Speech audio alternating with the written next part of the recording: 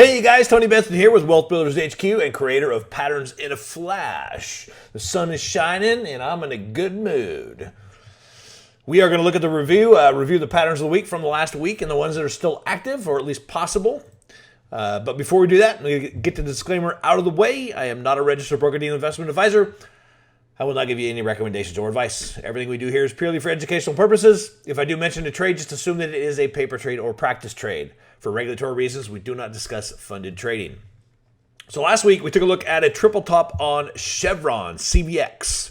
Let's go see how it has played out. It hasn't done much of anything yet. Actually, it has. It's triggered a couple of different entry points. And I have been in and out of this a little bit. Got in, took a loss, got back in, added to it, took some profit. Got back in, so I've been in and out about 3 or 4 times in the last week or so, waiting for it, hoping to make a move. Kind of jockeying in and out.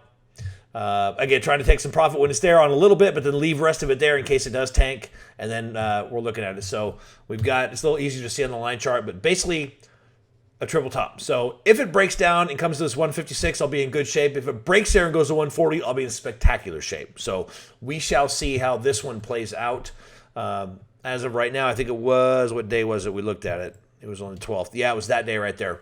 Was actually expecting it to pop back up, and that's what we talked about, is looking for it to pop back up to this level. I did get a little too early, but I also took a small position, so there's less risk. So lots of different ways to do it so that you can manage not only your money part well, but manage your emotions and your mindset well. So that's the reason I, a lot of times, will start with a small position, especially if it's not a great place to get in. So just a thought. We've still got 3 on the radar. Actually, I think there's only 2 on the radar. Abbott Labs. This is one we looked at as the Head and Shoulders a while ago. It still has lots and lots of potential.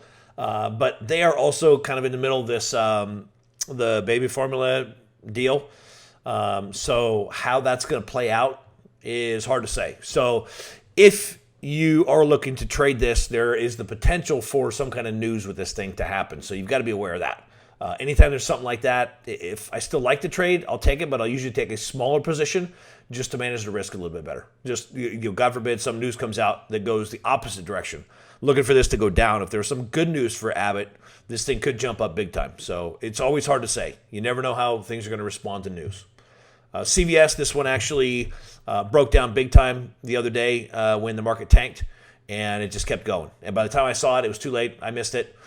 Which is no big deal. I was actually so heavily loaded up on downside, I wasn't putting on any new trades. I missed a lot of trades.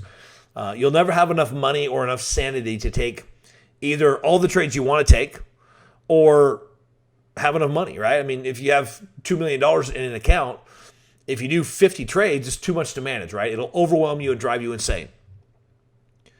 If you have $2 million in an account and you're putting, you're in 6 or 7 trades, that's pretty heavy, right? I mean, I don't know how much you're putting on there, but I usually only have about half, maximum I typically will have deployed is about 3/4 of my account. I always leave a little bit of cash there just in case some kind of opportunity pops up. So something to think about. But CVX will come off the list, but it is definitely a good pattern. There is still possibly some potential. If it runs back up here to this $96 level and then rolls over, then I'd look for a potential trade down to the 88 level. So that could still be on the radar for that. Zimmer was a Head and Shoulders. It's still not broken down, so that is, we'll see what happens this next week. If it doesn't do anything, it just keeps going sideways, I'll probably take it off the list. So, but that is it for the reviews from the pattern of the week. Just remember, trading is not easy. And if you're going to fail at just one thing, fail at quitting.